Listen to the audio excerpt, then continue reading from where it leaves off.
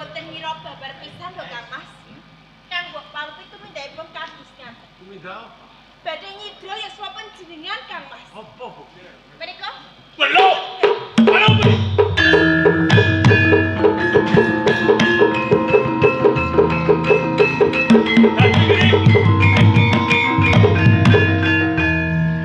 Kowe tak boyongi bali rawan, tak muktekke. Kowe mentolo karo aku, Ora mungkin. Cukup. Kowe aja selak. Bukti wis ana. Kowe ngagar pusaka ligan, endah-endah wong desa. Barat kowe derajatmu derajat krokot. Tanggake pot tetep krot. Miyat. Miyat. Cukup. Ayo senok kowe.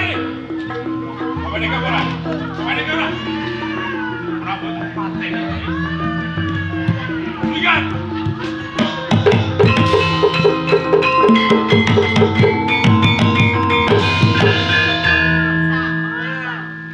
Rayunipun wonten kula.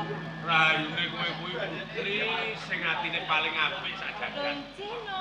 Gelem dimaru wis wong desa diboyong.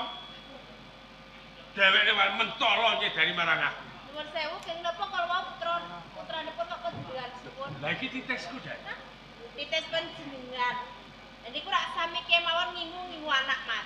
Lah kok iso? Makanya nek dewasa mangsa kalih bapake piyambak. Lah kok ngono? Lho cino Kang Mas, mawi ngertos nek ibunipun panjenengan tundung, panjenengan dasiya, tatamtu badhe males atinipun kang mbok paluti. Lho, iya. Hei.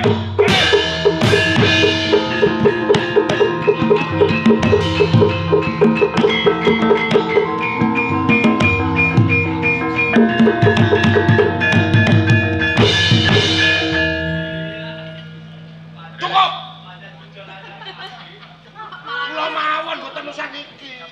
Kuwi gowo. Kowe rene wis cukup aku tok nyapa. Henang. Aku kowe yo. Lu sampean uncang-uncangane pripun? Dudu kuwi. Dudu kuwi. Sinten? Bocah iki gawa lunga. Nek wis tekan nggon sepi pateni. Lah nggih kula pun ngandhang. Kok mau ngandhang? Iki nggih mateni iki ta? Tetep. Sing dipateni bayi dudu kenteng. Bener kan mbok pateni kowe ndagel karo sapa? Dodok. Dodok. Nggih pun, niki Pateni wis ora ono. Ayo wis ono.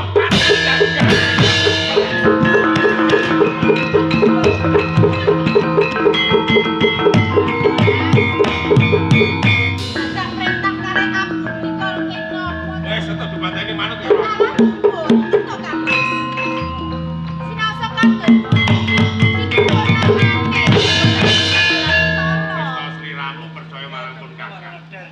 Kalau kuwi wis tak duduk, anake nek pancen dadi tunggak rong kemaduh, wis tak ngkon mateni. Alah. Mawi kula ngumpet. Hei, bojoku! Hei, bojoku!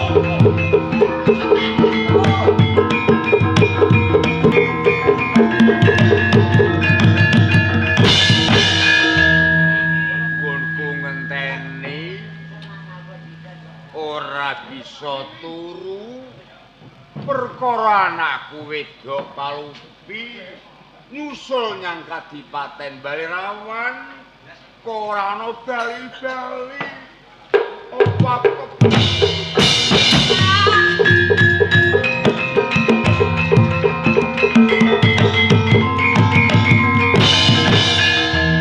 malah kuwi nangis to yen Terus kula teng kutha niki bakal bagilan mulya. Ning malah tiba kosok balenipun kok tak. Kula niki dikon jaga.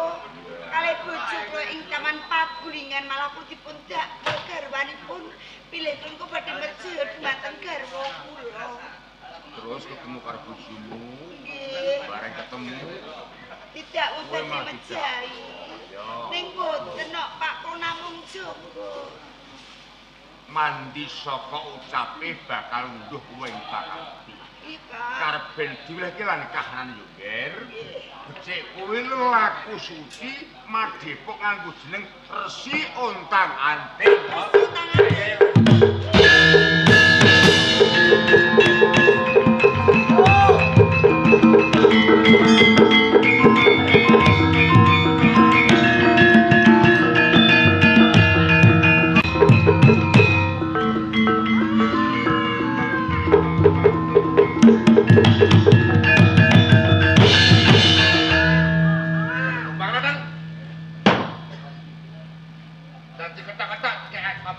wong ora digesakne karo bocah sing ora ndek dosa. Tak lari ngamuk sik aku iki. Cukup. Sampeyan niku piye? Mula wentak anak niku piye? Dadine bocah dadi korban. Nah. Ketemu perang-perang ngamuk aku teko-teko iku. Danu Mara dadi bupati. Akhir-akhire anake dadi korban dikon mateni aku.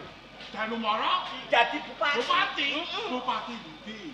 Bupati ketoprak. Bale rawan kan tak cecek kowe. Bale rawan. Bale rawan. Ayo malah kuwi do melu mulya to ponakanku. Melu mulya piye? Mantune sampean ditundung, iki kon gawa kula, terus dikon mateni. Kira bocah cilik sing ora didosa malah dadi dosa. Nalare piye kok Danu Mara iso dadi bupati? Iya, Danu Mara dadi bupati, tenggal rawan kula mbuh terus critane. Ya ceritane kok iso dadi bupati iki piye? Ono. Lah iya. Nanti kutane Danu Mara dadi mangune. Nggih. Sing bojone ditunggu. Nggih. Anake kon mateni kowe. Betul. Ane iki permise Diwekno ah. iki ana banyu ning jembatan.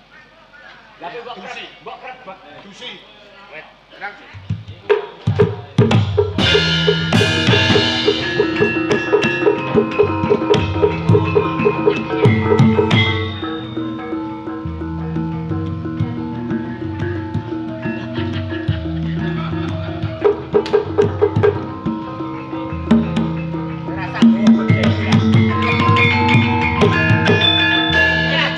Rasa gojek rene Kowe ora ngerti wong iku sekti-sekti kang bae ngomongno cemplungno banyu Pak. Kuwi udu Pak aku. Aku dudu paham. Pak aku sapa? Paham Rusno. Rosno sapa? Rosno wis mati kok Rosno. Jare Pak Lho jenenge lho. Iki sapa? lho niki Bayi bayi wau bayi. Bang. Bang. Ya, Om. Tolelet Om. Om Tolilet. Mbah, Om, kakek aneh. Pak D. Pak D. Pak Le, Mbah Kung. Mbah Kung. Lah ibu endi? Aku Mbah Mbah. Kung. Ibu nek ndi, Mbah? Ibumu ya aku. Lho. Ibu kok mbah iki piye to, lho? Mbahmu ya aku. Bapakku ya aku. Lho, lah sing ngeceke. Lah aku metu kondi, Mbah. Lho, ceritane kowe iki yatim sepatu. Lho kok yatim sepatu. yatim sandal. Iki wiwit cilik kowe rong jeneng jeneng. Sapa, Mbah? Kaya gagak. Kaya gagak. Iya. Dinane apa iki? Gagak merdo. Gagak merdo.